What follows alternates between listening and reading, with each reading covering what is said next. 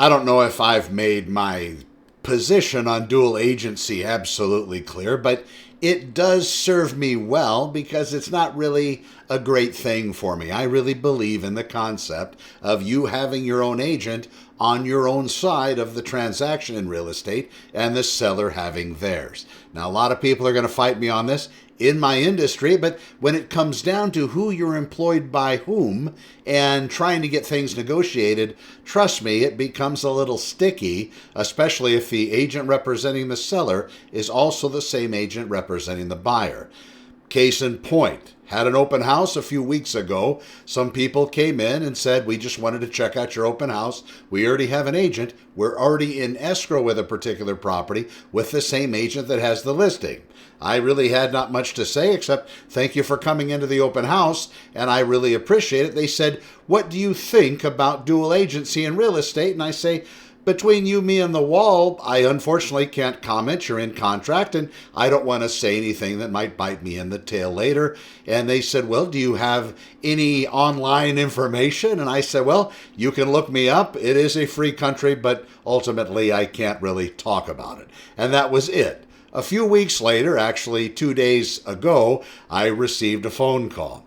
Apparently, in that same transaction, they were using the agent representing the seller, and they had found several items wrong with the items that go way beyond what would maybe be acceptable when a buyer's purchasing a property, where the seller was not willing to budge. They went to their agent after a lengthy home inspection with a long list of red ticket type items that were health and safety issues, including an electrical panel that lacked the proper electrical structure and was dated back in the days they were using aluminum and other types of electrical. We do have those. In addition, there was mold discovered from a previous leak in the residence that had been attended to, but the mold itself was never remediated. That was another problem. All of these things the buyer wanted addressed to the seller, and they went to their agent. Their agent did a very good job of trying to dissuade them from asking for those types of repairs, stating the seller would not cover it. The client then reached back out to the agent in writing, as I talk about a lot, and they were able to get their agent to submit this particular repair request. Well, lo and behold, I've noticed that since then the listing had gone back onto the market and had been canceled from the multiple listing service. Those clients did not get any kind of response from the seller and decided it was best for them to cancel the actual transaction, and they at that time apparently were well within their right. They were within the contractual time that they can actually cancel the listing. Now, on the seller's end, I don't know what happened between them and their agent. I do have a little concept of what happened between the buyers and their agent. They requested things to be remedied via a request for repair. Their agent refused. They followed it up in writing. Their agent performed, and then something happened where the seller decided not to respond nor communicate. After that point, apparently the agent lost the listing, either them or their broker, and then that property fell off and is no longer for sale. Dual agency. It's not everybody's cup of tea.